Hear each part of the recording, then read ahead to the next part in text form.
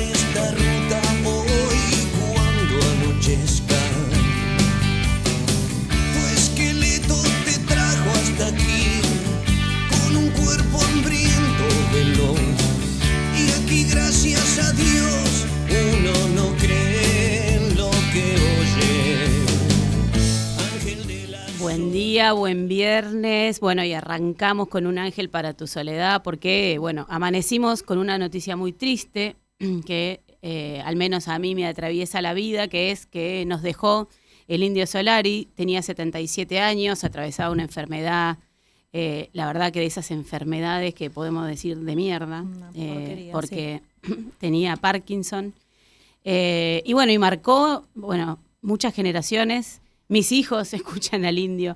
O sea que, bueno, nada, muy tristes, pero bueno, tenemos que seguir, así que le damos la bienvenida. Primero vamos a saludar a Priscila Martínez, que en realidad ella sigue, ella me da la bienvenida a mí. Hola, Lau, sí, la verdad que un día muy triste. Bueno, muchos de los fanáticos ya se están acercando a la casa del Indio Solari, bueno, para expresar su tristeza. Así que bueno, un día triste y con unas temperaturas extrañas para este mes, que yo toda la semana recuerdo, el viernes estábamos con Laura, vamos a hablar de esto, porque no puede ser que en pleno junio tenemos 16 grados y hablemos de una máxima de 20 para el día de hoy, para este viernes, con el cielo sí mayormente nublado durante toda la jornada y lluvias aisladas hacia la tarde. Bueno, sí, vamos a hablar conmigo y vamos a hablar también con una invitada de lujo que tenemos hoy en el estudio, que en un cachito les voy a decir, porque, perdonen, como siempre, yo arranco con algún tema. Para mí, una de las cuestiones más importantes de esta semana tiene que ver con lo que vengo hablando hace varios programas, Priscila, y encima con la invitada de hoy vamos a profundizarlo. Bien. ¿Qué tiene que ver con cuál es, digamos, si uno me pregunta, y de hecho más tarde tengo que ir a hablar de eso en un evento en vivo, ¿cuál es el problema ambiental más grave de la Argentina? Sí.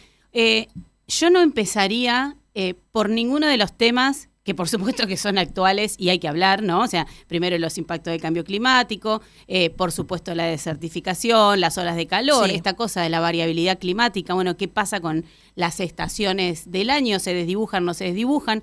Todos impactos que los científicos vienen promoviendo, pero no.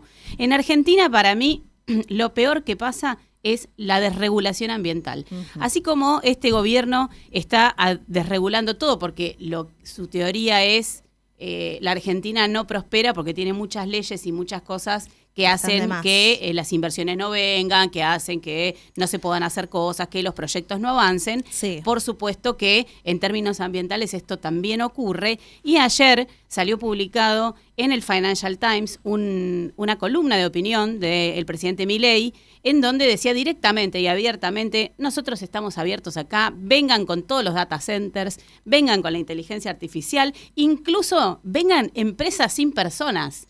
Entonces, yo creo que para ellos 20 millones de tipos sobramos acá. Claro, sí, tal cual. Sobramos, no sé dónde nos quieren poner. Pero bueno, vengan porque nosotros les vamos a desregular todo acá. O sea, millonarios, ¿no? Millonarios, gente que además domina el mundo. Y vengan que vamos a dejarlos vivir tranquilos, sin pagar impuestos, sin pagar nada. Y por el otro lado, el FMI que nos pide que, por favor, reformemos el monotributo, porque no alcanza la cantidad de gente que paga ganancia, mientras estos señores dueños del mundo, no van a pagar nada, porque ¿para qué? No es necesario. No claro, es necesario, no, es vengan. necesario que nosotros paguemos más. Pero bueno, ¿cómo afecta esto al ambiente? ¿Por qué yo estoy hablando de esto en un programa que se llama Cuestión Ambiental?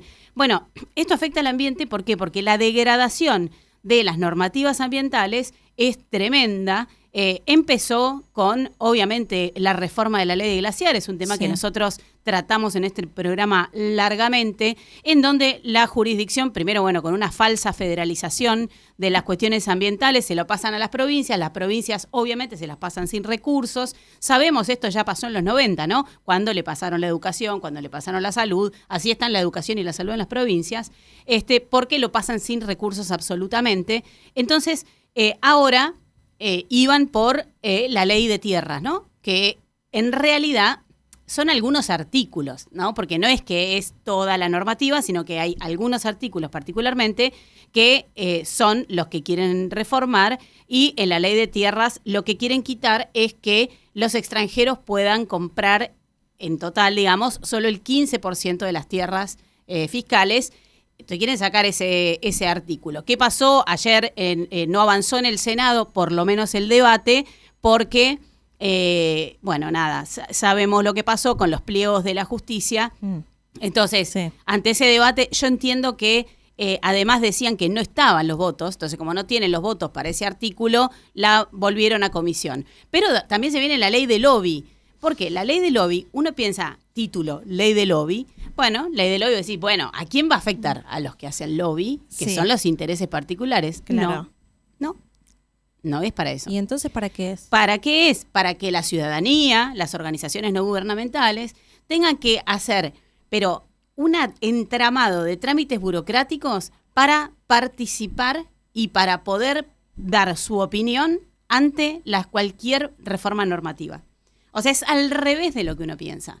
Entonces, estas cuestiones tienen que ver con acotar la participación, ni que hablar del periodismo, que encima, bueno, me olvidé de decir que hoy es el Día Mundial del Ambiente, 5 de junio, y el 7 de junio, que es el Día del Periodista, que lo celebramos en memoria de Mariano Moreno, en Argentina, porque, bueno, a la prensa también la socavan. Entonces, ¿qué es lo que quieren? O sea, ¿cuál es el modelo? El modelo es este que hablábamos antes. Entonces, ¿cuál es la gran amenaza? La amenaza es la desregulación y la desinformación, porque lo que en realidad se busca es que las personas no tengamos información, atacan a la ciencia, atacan todo lo que se genera con los datos que genera la ciencia. Hoy vamos a hablar de esas famosas boyas oceánicas, porque además la invitada que tenemos es una experta espectacular en océanos, que es el 8 de junio, el Día de los Océanos, y lo que quieren hacer es privatizar esa generación de datos, como también con el Servicio Meteorológico Nacional.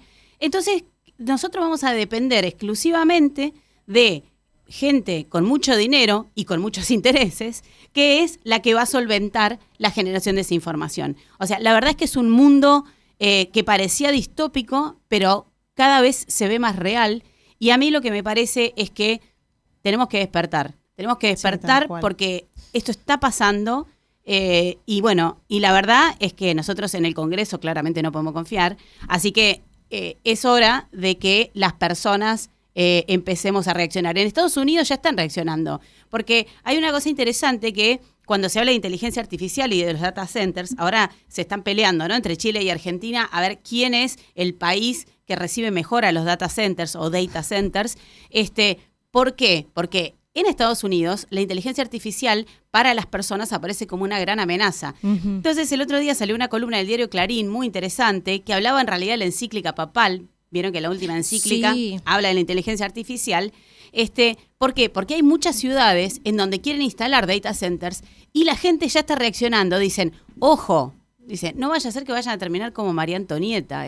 ¿Por qué? Porque la gente está tomando en sus manos esta cuestión. Entonces, por ejemplo, en Minneapolis balearon la casa de un legislador que quería aprobar los data centers. En Minnesota pasó lo mismo. En Kansas pasa lo mismo. Entonces, no vaya a ser cosa que la gente vuelva a salir a las calles porque, señores, todavía este planeta está habitado por personas y no por robots manejados por inteligencia artificial. Así que, bueno, este es mi alerta en el Día Mundial del Ambiente y para empezar el programa, Pri, dejo mi opinión. 11 de la mañana, 11 minutos para comunicarte con nosotras aquí en Cuestión Ambiental. Lo podés hacer a nuestro WhatsApp, el 11 55 77 11 92. Lo repito, 11 55 77 11 92. Y no te olvides de seguirnos en nuestro canal de YouTube, donde ya estamos transmitiendo en vivo, @ZIG Producciones. Y bueno, y seguimos con Lo Prometido es Deuda. ¿Por qué? Porque tenemos acá, a nosotros nos encanta traer gente al estudio, invitados que vienen, que se acercan hasta acá, hacen el esfuerzo. Así que estamos con Marisol Osman. Ella es muy joven, el año pasado ganó un premio porque es una genia absoluta, ¿no? Sí, ganaste un premio. ¿Por qué fuiste famosa el año pasado? Bueno, ahora vamos a tratar de recordarlo, pero ella es doctora en Ciencias de la Atmósfera y los Océanos por la Universidad de Buenos Aires, profesora del Departamento de Ciencias de la Atmósfera y los Océanos e investigadora del CONICET en el Centro de Investigaciones del Mar y la Atmósfera. Nos queda claro que del mar entiende. Total. Así que, Marisol, muchas gracias por venir hasta acá y estar hoy con nosotros. Vamos a comenzar una conversación en este día tan especial, que es el Día del Ambiente. Así que, bueno, primero, gracias. Gracias por la invitación, Laura. Buenos días y buenos días a la audiencia. Bueno, yo estaba hablando, porque estoy medio obsesionada, si querés, podemos empezar por ahí, con esta cuestión de financiamiento, especialmente, no solamente obvio en Argentina, como está pasando en el Servicio Meteorológico Nacional, sino con, por ejemplo, lo que está pasando en el NOAA, en Estados Unidos, en donde quieren desfinanciar, por ejemplo, en un año en donde está previsto que se desarrolle el niño y no se sabe si va a ser un niño, el super niño, un niño fuerte o no tan fuerte, pero bueno, ya solamente la corriente del niño genera impactos globales y especialmente para nuestra latitud muy grandes, de financiar 2 de las boyas en el océano que sostiene Estados Unidos y de la cual los científicos obviamente se alimentan a la hora de tener los datos para sus investigaciones. ¿Cómo ves vos todo este sistema, digamos, que alrededor del mundo está ocurriendo y de qué forma podemos sostenerlo? Sí, lo veo con mucha preocupación. Nosotros durante muchos años, la comunidad internacional ha confiado mucho en el potencial que tiene esta colaboración que existió históricamente, o al menos desde el establecimiento de la Organización Meteorológica Mundial, como parte de una de las organizaciones que nacen junto con Naciones Unidas, para que, o entendiendo que la atmósfera es un continuo que no está delimitada entre países y que es importante que entonces exista esta colaboración para poder entender mejor qué es lo que pasa con el ambiente. En particular, en mi caso, mi dominio es el de la atmósfera y el océano, pero también abarca en otras áreas. Y entendiendo que sin la colaboración de los países es difícil, que tenemos un conocimiento muy recortado de lo que sucede. La verdad es que me preocupa mucho que, bueno, tanto en este caso la NOAA, liderado en Estados Unidos, la agencia, como localmente en el servicio meteorológico, los países dejen de apostar a contar con toda esa información que ha ayudado a entender mejor qué es lo que pasa. Es información clave que impacta después en la calidad de los pronósticos. Hablamos de las boyas porque vamos a hablar del niño, pero en otros casos también se ha limitado el uso de lo que nosotros llamamos globosonda, que son unos globos que se arrojan a la atmósfera y que miden cómo es el perfil de temperatura, de vientos y de presión en la vertical, que ayudan mucho en el centro de los Estados Unidos para tener mejor conocimiento si hay condiciones que favorecen la ocurrencia de tornados, que también son otros fenómenos que ocurren naturalmente y que impactan en la población. Entonces, quitar ese conocimiento nos quita la posibilidad de hacer un buen diagnóstico de lo que pasa, y nosotros entendemos que un buen diagnóstico es la base para un buen pronóstico. Un pronóstico que no solo nos ayuda a cosas triviales como decir, bueno, ¿cómo me he visto hoy para encarar mi día? Sino que pueden salvar vidas, pueden salvar también infraestructura y en definitiva ayudan también a que a nivel Estado uno pueda, por ejemplo, tener que destinar menos dinero para reparar cosas, si uno puede preparar y puede alertar también a la población y protegerla, y entonces no quede expuesta. creo que se pierde el impacto que tiene contar con esa información de calidad para después asistir a los diferentes sectores que pueden, por un lado, salvarse, pero también a veces pensamos que contar con esa información puede ayudarlos a crecer, puede ayudar a planificar mejor sus actividades e incluso que les vaya mejor en sus propios negocios. No es solo no perder plata, también puede ser ganar plata. Digo, si lo ponemos en términos de dinero, que a veces es lo que entienden los políticos. Sí, es un poco lamentable, ¿no? Sí. Encima en un país en donde nosotros dependemos de los commodities, especialmente los commodities, digamos, agropecuarios, y en donde esa planificación podría ser absolutamente virtuosa.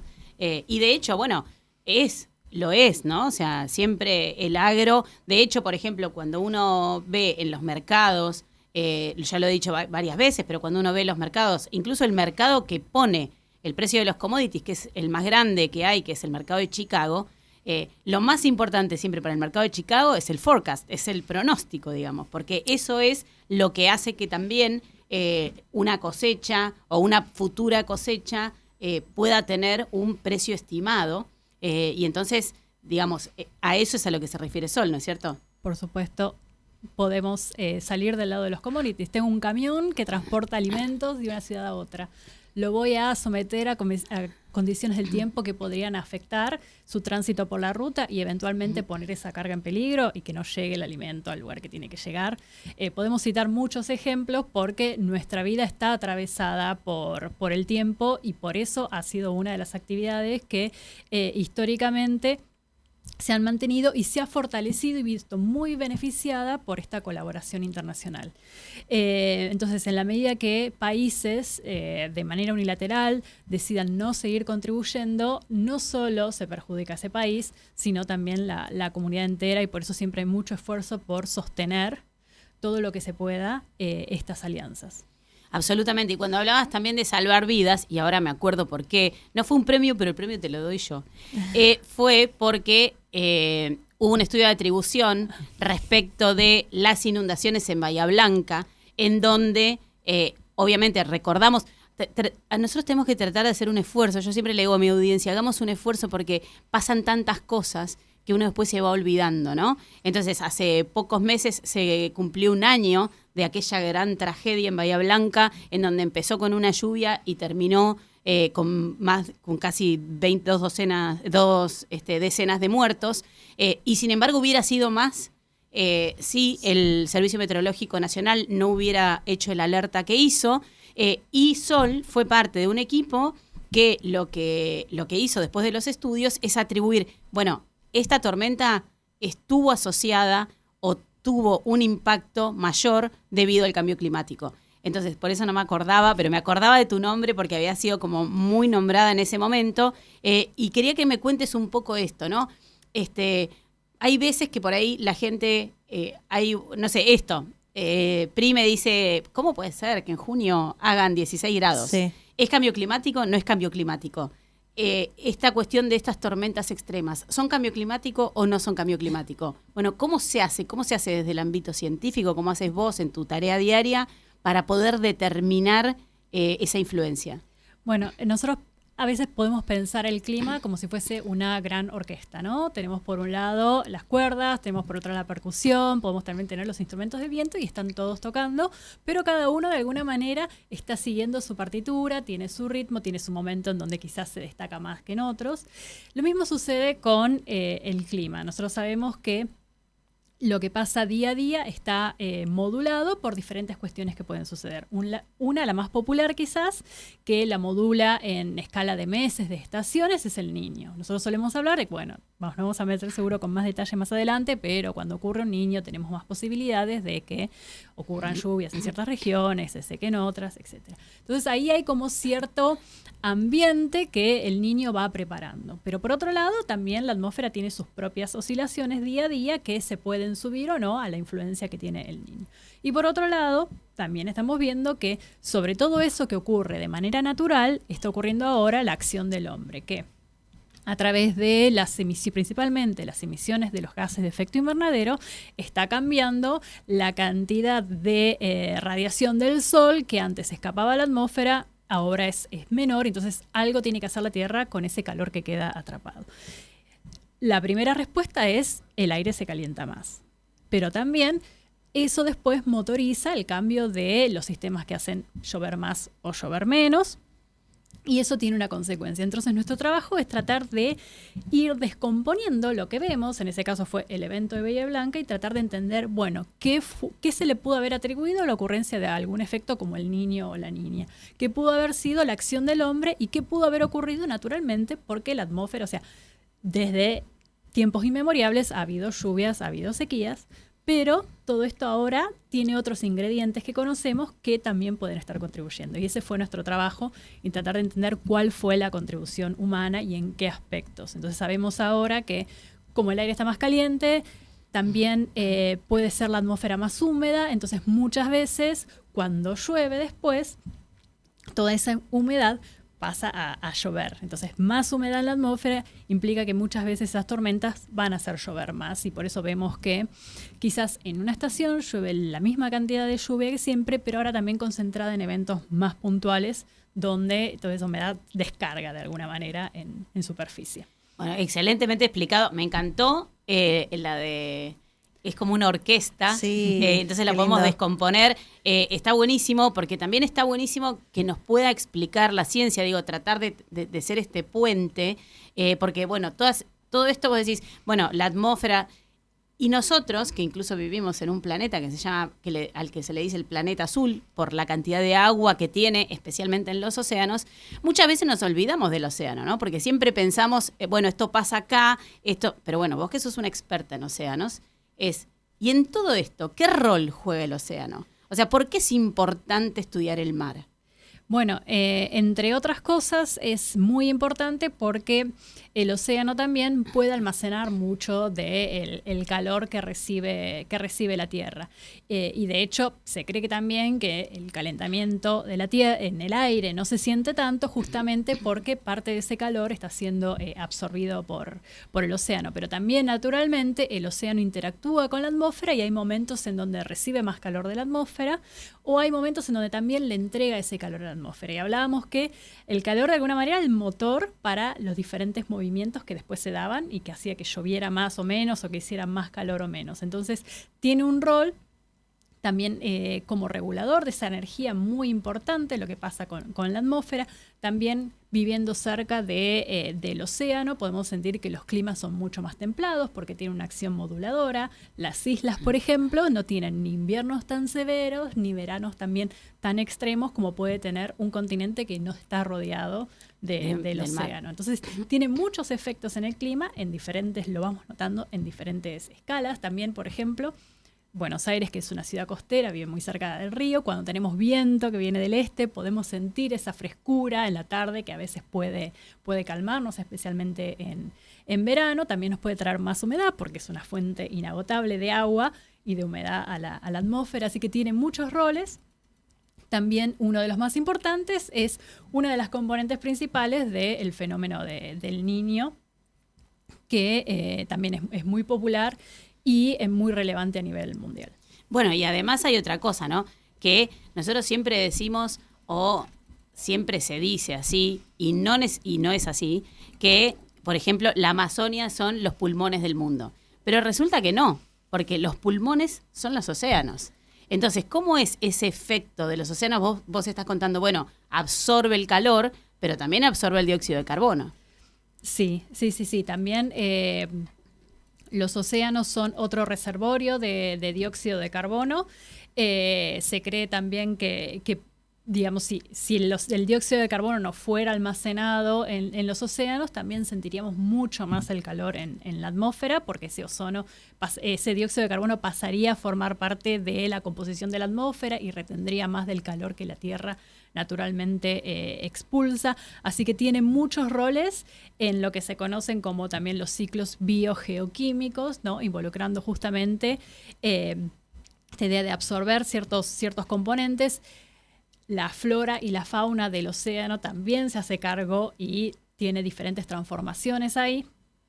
Así que no solo tiene una modulación de la temperatura, que quizás como climatólogos es la que suele importarnos mucho, pero es muy importante su rol siendo sumidero del dióxido de carbono, es muy importante su rol después transformando ese dióxido de carbono, pero no deberíamos pensarlo como el basurero de las cosas que nos gusta, eso te porque iba a decir. justamente ese dióxido de carbono en el océano también después causa estragos como su acidificación y el impacto que tiene en diferentes ecosistemas. Quizás el más conocido es el efecto en los corales, cómo los destruye junto con el calor. Eso te iba a decir porque entiendo que está por salir un informe, no sé si es así, vos me corregirás, pero en donde dice que también el océano está un poquito medio al límite. Entonces, ese efecto y esa función que cumple, si se viera agotada, ese dióxido de carbono ya no sería capturado más como sumidero, sino que empezaría a emitir ese dióxido de carbono, ¿no? Un poco esto que pasa con la deforestación, ¿no? Que también es el peligro que corre el Amazonas y nosotros, o la ciencia lo llama, que son los tipping points, ¿no? Es hasta dónde aguanta un ecosistema, hasta dónde aguanta un bioma para cumplir su función y hasta dónde, se transforma.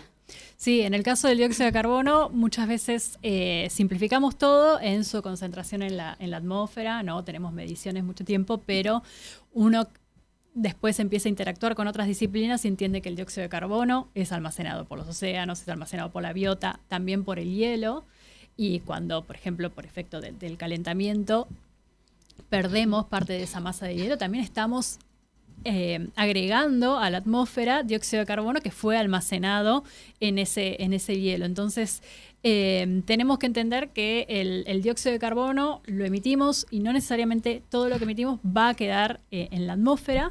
Sí, hay otras componentes del sistema Tierra que se van a hacer cargo de parte de ese dióxido de carbono, que eso también hace que dejar de emitir mañana todo el dióxido de carbono del mundo no va a terminar el problema del cambio climático, porque hay dióxido de carbono tanto remanente en la atmósfera como también exceso en estas diferentes componentes del sistema. Entonces, no se agota todo en dejar de emitir, sino que hay que pensar que estos gases tienen su propio ciclo, ¿sí? Y pueden ir pasando por diferentes componentes del sistema terrestre. ¿Y es posible? ¿Es posible qué cosa? ¿Y es posible revertir esta situación, por ejemplo? ¿Es posible que la humanidad, o sea, tenemos acciones posibles para que pueda revertirse esta situación? Yo soy una persona en general optimista. Lo soy también con este tema. Creo que a veces nos cuesta comunicar que hemos hecho avances, quizás no todos los ambiciosos que eran inicialmente de acuerdo, por ejemplo, a los acuerdos de París, ¿no? Se establecían metas para limitar las emisiones de estos gases, pero ha habido avances, quizás ahora uno discutido e incluso utilizado mucho por quienes critican a los que creemos que hay que hacer cosas por el cambio climático, es que en el pasado se proponían diferentes escenarios de emisión y para los nuevos estudios sobre las proyecciones de lo que puede pasar con el cambio climático, hay escenarios de emisión que eran de emisión de muchísimos gases de efecto invernadero que ahora son de alguna manera descartados porque serían poco probables su ocurrencia, casi virtualmente imposibles. Eso es una buena señal porque nos estamos alejando de trayectorias que eran al súper revés. peligrosas, pero se usa al revés, porque dicen, bueno, mirá lo que pronosticaron, mirá lo que dijeron en ese escenario y al final no se cumple. Pero hay que decir que eso no hace que para los próximos 30 años, no importa la trayectoria de emisión que tengamos, las cosas están complicadas y hay que prestar mucha atención y hay que adaptarse. Además de continuar con estas trayectorias de limitación y reducción de las emisiones de gases. Sí, entonces, absolutamente. hay algo positivo, pero no es para relajarnos. Así como en el pasado se establecieron protocolos y hubo una acción coordinada de los países para detener la emisión de los gases que afectaban lo que se conocía como el agujero de ozono. Y hoy en día esa capa de ozono se está recuperando, sí, lentamente. Como decimos siempre, dejamos de emitir, pero los gases siguen su ciclo.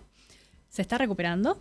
Yo creo que podemos llegar a acuerdos internacionales para continuar con esta trayectoria de reducción de las emisiones. Es muy importante que, si bien tenemos a uno de los principales contribuyentes en estos momentos no queriendo cooperar, el resto de los países no abandonen el esfuerzo, pese a que hay un país muy importante que decide no hacerlo.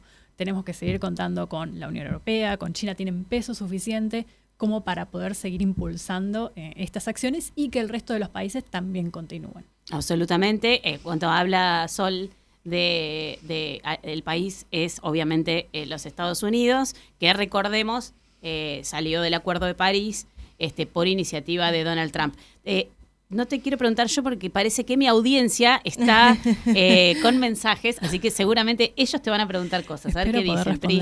Sí, en el 11 55 77 11 92. Bueno, acá muchos, sobre todo Laura, dice, hola Lau, tocaya, dice, como siempre escuchando, qué lindo lo que decía Marisol, esta referencia de pensar el clima como una gran orquesta. Saludos y aguante la ciencia. Acá Silvia nos pregunta, dice, quiero preguntarle a Marisol respecto con el cambio climático, si hoy las diversas situaciones son más difíciles de predecir ahora que hace mucho tiempo atrás, o si la ciencia mejoró para que ganemos en certeza. Los escucho siempre, abrazo. Bueno, eso es súper interesante. Yo no trabajo puntualmente en eso, pero me gusta dialogar y entender de mis colegas que lo hacen. Trabajo con muchos colegas que se dedican al pronóstico del tiempo y siempre pregunto si es más difícil hoy en día hacer un pronóstico de los eventos extremos. Por suerte, las herramientas de pronóstico del tiempo funcionan muy bien, están siendo capaces de poder anticipar con algunos días que la situación que se viene es excepcional en el caso de que ocurre. Yo agradezco mucho que recientemente hubo una audiencia en el Senado relacionada con los despidos que hubo en el servicio meteorológico, y agradezco mucho que el intendente de Bahía Blanca ha sido uno de los que dio un testimonio, porque ese fue un caso en donde el sistema de pronóstico pudo observar la ocurrencia de estos eventos tan excepcionales y alertar a las diferentes instituciones que se encargan de proteger a la población, al intendente, que tuvo que tomar una medida que es absolutamente impopular, o sea, no mandar a los chicos al colegio con todo lo que sabemos que provoca en la interrupción de nuestras vidas, que ellos no puedan ir. Es sumamente impopular y dijo, hay que hacerlo porque estoy siendo informado de una situación que es potencialmente, es excepcional y potencialmente muy dañina para mi ciudad. Entonces, hablando con mis colegas, yo lo que entiendo es, si bien no tienen una estadística sobre qué tan bueno o malo están siendo, lo que notan es que estas situaciones excepcionales, los modelos de pronóstico están pudiendo observarlas y, sumado a la experticia que ellos tienen, poder brindar buenas alertas. Pero es verdad que hay que estudiar mejor si nuestra capacidad para pronosticar estos eventos extremos sigue siendo tan buena en este contexto donde el cambio climático puede hacer que se exacerben más. Bien, también en el 11 55 77 11 92, Mirta dice, solo quiero agradecer el trabajo que hacen los científicos argentinos, lamento que no les demos el lugar que se merecen. Y también Lucas dice, Laura, ¿cómo estás? Estoy escuchando la conversación de hoy, muy interesante, y se me vino a la mente imágenes del programa La Aventura del Hombre. ¿Se acuerdan? Decía que nos íbamos a morir todos inundados. Yo decía, no puede ser, pero hoy casi que me convence. Saludos para la mesa. Bueno, era La Aventura del Hombre. Un documental era, ¿no? No, era una serie de programas. Priscila, sos muy joven, bueno, como Marisol. O sea, ustedes, no, chicas, por favor. Tengo ni idea, chicas. Están revelando nuestras edades. Ahora lo googleo y te aviso. Por favor, La Aventura del Hombre lo conducía Mario Grasso. Y era una serie de documentales. Está bien. No, iba por ahí en línea. Una serie de documentales. Era una serie, claro, no una serie como las que tenemos hoy. Se imaginan que era diferente, no era streaming, nada. No, eso no existía. Pero era espectacular. De hecho, yo creo que decidí estudiar periodismo cuando lo conocí a Mario Grasso. Tuve la suerte de conocerlo personalmente cuando era muy chica. Sí. Y me encantaba hablar con él. Tenía una voz espectacular, además. Pero bueno, nada que ver. Vamos de vuelta, nos metemos otra vez en el tema. ¿Por qué? Porque quería que ahora empecemos a hablar del niño. Para los que no saben, porque estamos hablando desde el principio como el niño, el super niño. Bueno, el niño, no sé, yo le voy a explicar, perdón, adelante de Sol, es una corriente marina a la altura del Ecuador, que cuando se torna cálida es producto de la variabilidad climática. Esto no es producto del cambio climático. O sea, esto ocurre o no ocurre, digamos. Entonces, cuando esa corriente se calienta, se denomina el Niño y tiene determinados efectos, porque esas corrientes marítimas generan efectos planetarios. Y cuando se enfría se llama la Niña. ¿Sí? Como para... pero bueno, Marisol nos va a contar mejor, que ella es la experta. Bueno, todo lo que se viene diciendo. Bueno, ¿qué va a pasar con el niño? El niño, todo año niño. Nosotros recordemos que Argentina sufrió sequía feroz durante 3 años debido a la corriente de la Niña. Porque bueno, esto que decía Marisol también, está bien, es variabilidad climática, pero están pasando fenómenos como que es que esa corriente sigue más tiempo de lo que en general seguía. Pero bueno, te lo dejo a vos. Sí, bueno, como decías, el fenómeno del Niño, ¿no? Involucra el calentamiento anómalo del agua del Pacífico. En general comienza en la zona del Pacífico Oriental, pero después se mueve hacia la porción central del Pacífico. Y nosotros hablamos ahora de el Niño Oscilación del Sur porque le sumamos el efecto que tiene en la atmósfera. Lo que hace ese calentamiento en esa región también es cambiar cómo se mueve el aire en esa zona. Y eso tiene, en general, o simplificando un poco, 2 tipos de efectos.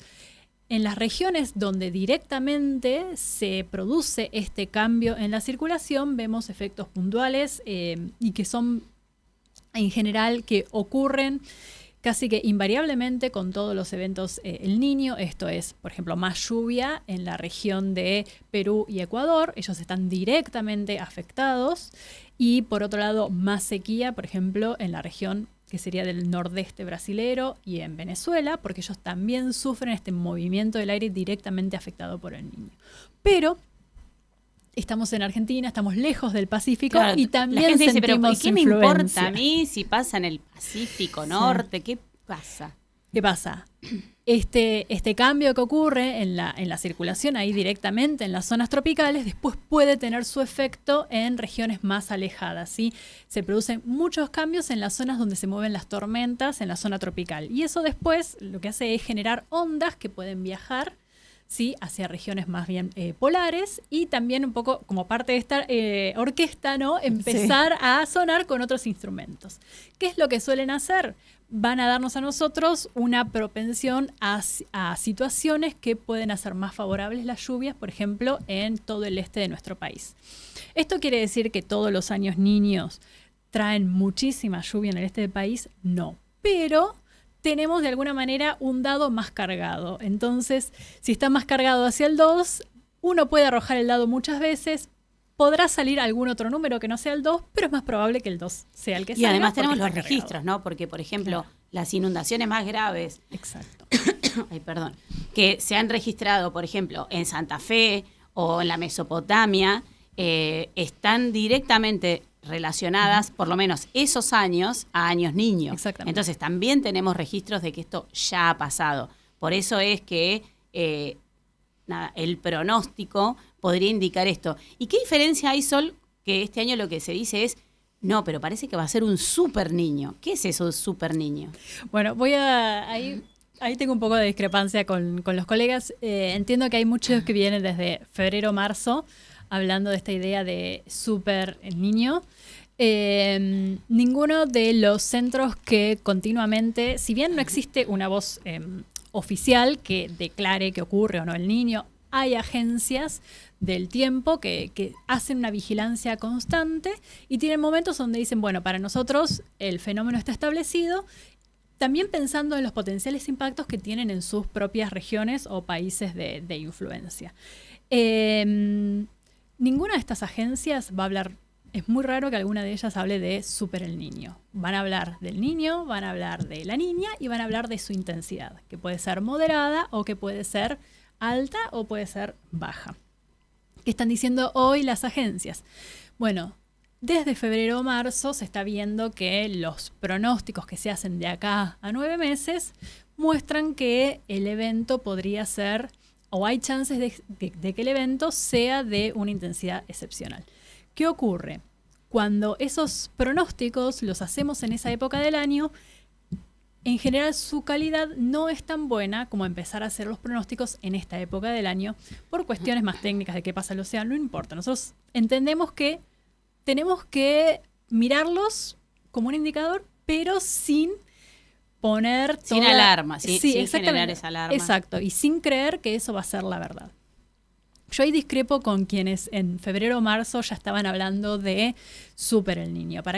Primero, que no me gusta el término, prefiero hablar del niño moderado y el niño intenso. Y por otro lado, no solo un océano caliente es lo que hace que el evento sea fuerte. Es necesario que la atmósfera, que es la otra parte del evento y que lo convierte en lo que llamamos el niño oscilación del sur, ¿sí? Que la atmósfera empieza a responder a ese calor. Tienen que ocurrir ciertas cosas que no estamos tan convencidos en ese momento del año que pueden llegar a suceder. Entonces, en ese momento yo también era consultada por la gente de prensa de la facultad, que también suele hacer mucha difusión de las actividades. Se viene Super Niño. Traté todo lo que pude decirles, esperemos. Hace un mes les dije, hagamos una nota, pero poniendo cautela sobre la intensidad. ¿Qué sabemos hoy entonces? ¿Hay muchas chances de que ocurra el niño? Sí. Diría que es muy poca la chance de que no ocurra hoy. Está casi descartado un escenario que no sea de niño. Hay ciertas dudas sobre la intensidad. Todavía falta ver que ese calor que estamos siguiendo desde el océano, que se ve incluso con esto de las boyas midiendo la temperatura del océano, no en la superficie, pero sí unos metros más abajo, que ese calor que eventualmente puede aparecer en la superficie, provoque una respuesta en la atmósfera que haga que el evento se desarrolle en todo su potencial. ¿Esto puede pasar en las próximas semanas? Sí, y podríamos tener más certeza de la intensidad con la que esperamos el niño. De todos modos, no saber ahora la intensidad del niño no hace que no podamos empezar a prepararnos totalmente para potenciales escenarios, porque sí, tenemos casi la certeza de que va a ser un niño, sabemos que las chances de la niña son nulas. Entonces, sabemos que ciertos impactos no ocurrirían en esos escenarios, porque no son los más favorecidos. Entonces, que no sepamos todavía la intensidad no significa que como ciudadanía, como país, no tengamos que prepararnos para lo que pueda ocurrir. Perfecto. Tengo una consulta técnica. Y vamos a darle la bienvenida a una invitada que tenemos vía telefónica. Es la intensidad. ¿De qué depende? ¿Qué es? ¿Está más caliente? ¿Es la temperatura lo que define la intensidad? O sea, ¿la temperatura de esa corriente? En principio, hoy en día se define por la intensidad del calentamiento del agua en la porción central del Pacífico. Pero yo quiero sumar que debería sentirse en la atmósfera un cambio en la presión y en los vientos que se acompañe con esa intensidad. Deberíamos ver que después ese calentamiento hace que los vientos en el Pacífico cambien de dirección y la zona de mayor tormenta se desplace. Hoy normalmente llueve muchísimo más en lo que sería la porción norte de Australia o lo que nosotros llamamos Indonesia, que nosotros llamamos como el continente marítimo, porque es una zona insular. Exacto, sí. Con agua muy caliente. Cuando tenemos un niño, las zonas de mucha tormenta también se desplazan al centro del Pacífico. Entonces deberíamos ver esa zona de tormenta desplazada y con mucha intensidad ahí para que después tenga influencia en regiones como Argentina. Es sistémico, digamos, es sistémico. No es que solamente es una cosa. Exacto, sí. Bueno, vamos a darle la bienvenida porque nos está escuchando. Aparte tiene la amabilidad de atendernos desde Bonn, en Alemania. Está en contacto con nosotros Thaís Gadea Lara. Thaís, gracias por atendernos. ¿Cómo estás? Ella es periodista y nos estamos adelantando, como ya les dije, al Día del Periodista. Pero bueno, como Sí. yo tengo mi programa los viernes, ¿Y qué lo querés tengo que que hacer hoy. hagamos? Claro, Lo si tengo no, que hacer hoy. no coincide. Exacto. Así que, Thaís, ¿cómo estás? Gracias por atendernos. No, gracias, Laura. Hola, las estaba escuchando y me causaba gracia porque en estos días estuve la semana anterior en París y una de las coberturas sobre el niño era, en inglés decían Godzilla niño, y yo decía, bueno, si no necesitamos, o sea, esto de dar un mensaje comunicacional apocalíptico, ponerle Godzilla niño ya es, ¿no? Como un poco demasiado, en lugar de explicar lo importante que es, bueno, qué es lo que va a pasar, cómo se tiene que preparar la gente. Bueno, hablando de eso, y por eso los periodistas, digamos, lo que hacemos es tratar de ir a la fuente, ¿no? Nosotros acá invitamos a Sol, que es una experta que habla de eso. Pero bueno, queríamos preguntarte, queríamos nada, charlar también un poquito respecto de cuál es el rol hoy del periodista cuando estamos invadidos, ¿no? Invadidos por las redes sociales, por el TikTok, porque bueno, Godzilla niño vende más que otra cosa. Entonces, digamos, ¿cómo hacer desde el periodismo? Yo sé que vos además das capacitaciones, cursos con colegas que recién empiezan, pero digo, hay veces que es como abrumador la cantidad de desinformación que tenemos que desmentir, ¿no? Entonces decís, basta, ya no desmiento más. ¿Qué pensás vos, Thaís? A ver, yo creo que es importante, o sea, tener la propia planificación respecto al contenido que uno quiere generar y cuando ocurren estas cosas, sobre todo cuando alguien o muy visible o alguien en toma, ¿no? En cargos de toma de decisión, sea un presidente, ¿no? O algún otro político cuando desinforma sobre temas de cambio climático, creo que ahí en lugar de responder inmediatamente hay que pausar y pensar, ¿no? Porque generalmente lo que buscan los mensajes negacionistas y de desinformación es que se hagan virales y buscan que se genere o sea, provocan para que se genere una reacción. Y allí donde no hay una posibilidad de intercambio, ¿no? Estamos hablando sobre todo de los que son los mensajes extremos, ahí hay que ver si hablamos del tema, pero no viralizando esa desinformación. Ejemplo, citar un tuit que está desinformando, en cierto punto uno también está contribuyendo a que ese tuit se haga viral. Entonces uno puede hablar del tema basado obviamente en ciencia, pero sin terminar siendo como una suerte cómplice, ¿no? De la reproducción de ese mensaje de desinformación. Es un desafío, sí, porque encima durante los últimos años han cambiado mucho las reglas de las redes sociales en favor justamente, ¿no? De quienes difunden mensajes de desinformación. Lo que diría también ahí es, las redes sociales no son todo, y vos en esto, Laura, también con todo el trabajo que hacen con Periodistas por el Planeta, está bueno estar en las redes, está bueno ahí, pero también por eso es que hay que encontrar otros espacios, sea talleres, sea clubes de lectura o algo, ¿no? Pero que las redes no tienen que dominar, porque si no también ahí están posicionando esos mensajes. Sí, absolutamente. Hay también una tendencia de a poquito, ¿no? De a poquito esa tendencia a volver al encuentro, ¿no? Volver a lo personal, volver al cara a cara.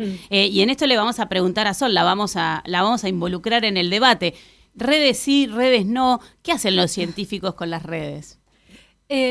Bueno, yo mucho de estas noticias sobre el niño justamente me llegan por seguir a otros colegas. Yo no estoy muy de acuerdo con aquellos que deciden ir por el camino de llamar esto súper el niño.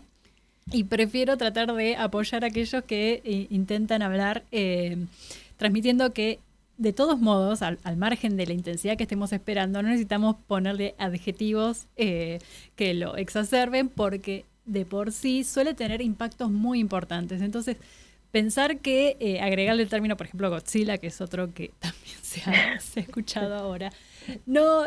¿Qué puede hacer para ayudar a una persona a prepararse o a un político? Yo le digo, el niño Godzilla. No.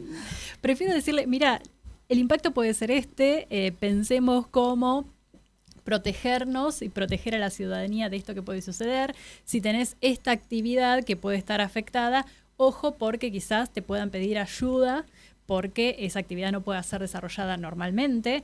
Esto hablando, por ejemplo, del agro, pero uno podría ser un político que está en un país insular y que ve que los pescadores de su país no van a poder salir a pescar porque la actividad de los peces va a estar afectada por el niño. Por ejemplo, en Perú eso sucede por el calor del océano. Entonces, prefiero pensar si mi discurso realmente va a motivar a la acción o es simplemente conseguir más likes. Bueno, no pero ahí va la pregunta. Y, por ejemplo, intento no reaccionar a los que, por ejemplo, ponen súper no comparto, ni siquiera para contestar que está mal. Y bueno, yo creo que está muy bien, pero, por ejemplo, a vos o a tu equipo o incluso a la facultad, al equipo de Ciencias de la Atmósfera, ¿los llaman los políticos para consultarles, por ejemplo, o nadie llama? Yo en estos momentos no he recibido, pero porque estoy también muy en contacto con el Servicio Meteorológico, la Organización Meteorológica Mundial. Algunos productores con los que he trabajado en el marco de proyectos me consultan y mi mensaje siempre intenta ser el mismo, de pensar, bueno, ¿qué es lo que yo sé hoy? cómo te puedo ayudar para que tu trabajo sea el mejor posible sin ningún tipo de especulación en lo que personalmente me pueda beneficiar o no. Bueno, clarísimo. O sea, no llaman. Clarísimo. O sea, los políticos no llaman No a lo los hacen. expertos. Así que bueno, en esas manos estamos. Lo digo yo que para eso soy periodista, digamos. Y bueno, y ahí vamos con Thaís, además, porque ella también es periodista, es de las buenas y además experta en cambio climático. ¿Por qué? ¿Por qué está en Bonn? Bueno, además de que, lo que les decía yo, hace cursos y cosas de capacitación, esta semana, la semana que viene, empieza lo que se denomina intersesional, o sea que es como una reunión entre sesiones, digamos, para la COP31. ¿Se acuerdan que el año pasado fuimos a la COP30, estuvimos en Belém, hicimos el programa desde Belém, bueno, y se determinó ahí que iba a diseñarse una hoja de ruta, o que la presidencia, que en este caso la ejerce Brasil, iba a diseñar una hoja de ruta para dejar atrás los combustibles fósiles.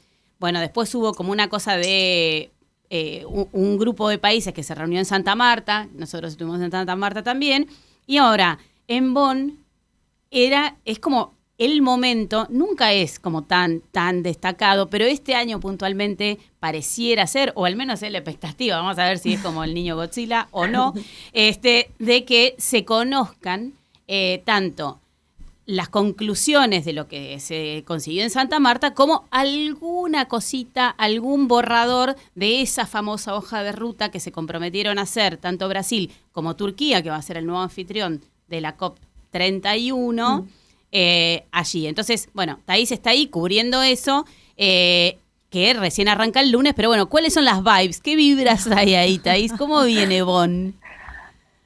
Hay mucho como, bueno, a ver qué pasa, ¿no? Yo justo hice un posteo y puse una canción que dice el título, como cualquier cosa puede pasar. En realidad, las reuniones estas preparatorias son reuniones técnicas, ¿no? O sea, acá no se van a tomar decisiones políticas y por eso también son como reuniones mucho más chicas. Pero en todos estos años cubriendo, siempre son un poco como ya una anticipación de lo que puede ser la COP. Ejemplo, si los países tardan en ponerse de acuerdo sobre los temas sobre los que van a discutir o si hay mucho conflicto y tensión entre países desarrollados y países en desarrollo en financiamiento. Si eso pasa en estas discusiones acá en Bonn, seguramente eso también después se va a ver reflejado, ¿no?, en la instancia de decisión política en la COP. Como vos bien dijiste, creo que va a haber algo muy interesante de ver, porque acá también empiezan como las complicaciones, y ya de por sí este proceso formal de la ONU es técnico, ahora encima empezamos a tener otras instancias afuera, ¿no? Esto que vos mencionabas de esta hoja de ruta para ver cómo dejar atrás los combustibles fósiles, Santa Marta, que fue una conferencia por fuera, ¿no?, del proceso. Bueno, hay mucha expectativa en ver eso que ocurrió afuera, qué impacto va a tener dentro del proceso, porque los países en Belém decidieron no incluirlo, ¿no?, esa hoja de ruta. Hay que ver si lo de Santa Marta tiene algún tipo de impacto o no. Va a haber unas actividades de la presidencia de Brasil al respecto, pero también, y en esto yo vengo siguiendo, yo soy de las pocas que viene siguiendo otra hoja de ruta, que es la de financiamiento, y por qué es importante seguirla también, tanto para la deforestación como la de combustibles fósiles, porque no ha sido muy bueno ese ejercicio de hoja de ruta. Entonces, seguirla puede verse si va a ser una referencia buena o mala para las otras, ¿no?, hojas de ruta. ¿Y por qué digo esto? Porque la de financiamiento hasta ahora es solo un informe que te dice, bueno, recomendaciones para ver cómo aumentar el financiamiento, cómo pasar de 300.000 millones a 1,3 trillones, y muchas recomendaciones para actores por fuera de lo que son los gobiernos, ¿no?, los bancos multilaterales de desarrollo y demás, pero no concreto lo que hace a cómo se tiene que avanzar en la acción climática. Claro, o sea, es, acá, bueno, pongan bajo lo que es plata, el proceso. pongan plata, y ahora, bueno, ¿cómo? Y no sé, Sí, fíjense. arréglense. Claro, los papeles son muy lindos, o sea, una recomendación está genial, pero ¿por qué digo esto de que seguir este primer ejercicio de hoja de ruta? Bueno, hay que ver, porque si la hoja de ruta para salir atrás de los combustibles fósiles va a ser, bueno, chicos, hay que dejar el carbón, el petróleo y el gas, y no va a ser nada concreto en la práctica, seguimos estando, ¿no?, como un poco en la misma.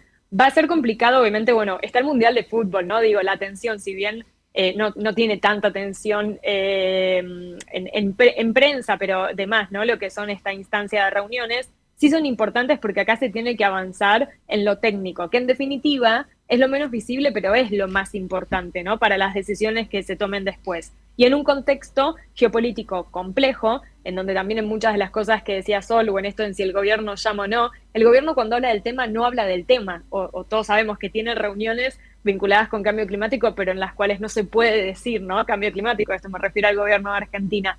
Pero digo, estas reuniones ya se están dando, sobre todo desde el nuevo gobierno de Trump, bajo un contexto geopolítico en el que se busca correr, ¿no? La agenda climática. Entonces ahí hay que ver cómo se posicionan otros actores como China, la Unión Europea, India, ver si realmente ahí no van a ser los actores y los protagonistas en sostenerlo. Sí, absolutamente. Acá Sol quiere ejercer de periodista y te quiere hacer una pregunta y yo también le quiero sumar algo porque nos quedan poquitos minutos, pero también me gustaría ver cuál es la opinión de un científico, por ejemplo, respecto de este proceso multilateral. ¿Está vivo o no está vivo? Y bueno, te dejo el micrófono.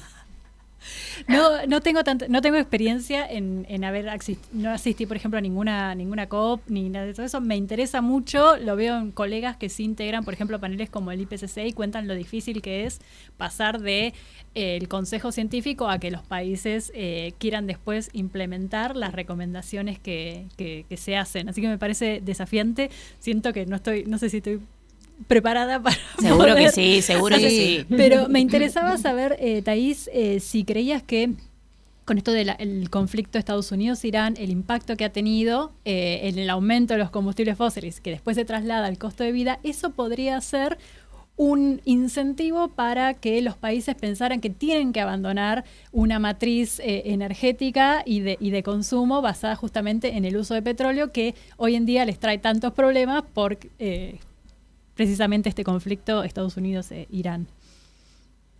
Bueno, un poco algunos de los argumentos en favor de lo que fue la conferencia que se realizó en Santa Marta, en Colombia, era eso, ¿no? En cómo también este conflicto, así como también el conflicto anterior, ¿no? En Europa, en donde también demostró que depender únicamente, como le pasó a muchos países europeos, depender únicamente del petróleo y el gas ruso y no haber diversificado antes su matriz energética, eso terminó siendo un problema. El tema es que cuando hablamos de combustibles fósiles hablamos de mucho conflicto, ¿no? De interés. Hablamos, y esto hay que decirlo también, hay muchos países que ya tienen toda su infraestructura preparada para eso, entonces tampoco es fácil decir, bueno, cerramos la canilla y pasamos.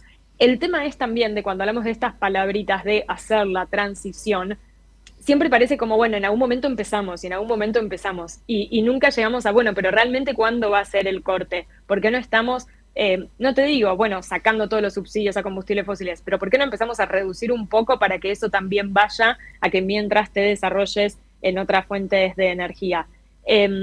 Siempre fue un tema lo de combustibles fósiles. En los últimos años fue muy curioso porque sobre todo algunos países muy dependientes de petróleo estaban ahí como hablando de no, sí, hay que, pero claro, es seguir, por ejemplo, con para ellos producción de combustibles fósiles, pero tenemos captura de carbono, ¿no? Entonces después te aparecen encima ahora esos actores, que es como hagamos cosas y aparecen con ciertas soluciones, entre comillas, que parecen mágicas, que pueden llegar a ser complementarias, pero que no son las absolutas que necesitas, y que vos lo que tenés que hacer es cambiar los sistemas productivos, energético principalmente, también de usos del suelo para bajar las emisiones. Entonces, los conflictos de intereses que hay de distintos actores viene siendo, y por algo yo siempre digo algo en un ejercicio, hablando de lo de ser periodista, primero que hago en los talleres hacer leer el Acuerdo de París, y les digo, y antes les pregunto, ¿dice combustibles fósiles en el Acuerdo Global sobre el Cambio Climático? Y no lo dice. Firmado? Exactamente. Y la primera Claro. vez que se mencionó fue nada más y nada menos que en un estado petrolero, porque fue cuando la cumbre fue en Dubái. Yo acá ya me están apurando porque se me terminó el programa, me quedaría con ustedes hablando 2 horas más, pero bueno, agradecerle a Thaís por conectarse, gracias Sol por venir hasta Gracias acá. por la invitación. Y bueno, lamentablemente no tengo más tiempo, pero bueno, nos tenemos que, ni los mensajes podemos leer, Nada, pero prometemos que el próximo viernes nos tomamos un tiempito para eso. Dale, gracias Thaís, gracias Sol, chicas. y bueno, seguro que te vamos a molestar, Thaís, Por favor, muchísimas gracias. Hasta luego. Bueno, buen viernes, buen fin de semana para todos. Gracias, Sol, de nuevo. Chau. Muchas gracias. Nos reencontramos el próximo viernes y quédate ahí porque ya comenzamos con otro programa de Deseo Consumido. Quise entrar a mi casa y está usurpada. La casa ahora es nuestra y vos no podés entrar nunca más. Esto me indignaba tanto como a vos. Por eso tomamos la decisión de ordenar las cosas. Recuperamos más de 800 viviendas que hoy están en manos de propietarios legítimos, no de ocupas. Porque con ley y orden, la propiedad privada se respeta. buenosaires.gov.ar/orden y seguridad. Cuando pagues el ABL con Web, vas a dar un gran salto en tus finanzas. ¡Pará! No sé por qué tanta música épica, si fue re fácil. Y es que pagar el ABL con Web es algo... Pero es facilísimo, amigo. Escaneas el QR, pagas desde la app y te lleva flor de descuento. Es que me encanta este tema. Locutor. Con Web disfruta una ciudad llena de beneficios. Web, la billetera de tu ciudad. Promoción ofrecida por Web, billetera digital del Banco de la Ciudad de Buenos Aires. Para más información y condiciones o limitaciones aplicables, consulta en www.web.com.ar. 91 años de historia. Conoce el Palacio Legislativo. Agenda tu visita guiada en legislatura.gov.ar. Legislatura porteña. Nos une a la ciudad. Linda en el pasado. Linda en el presente. Linda para siempre. Buenos Aires, la ciudad más linda del mundo.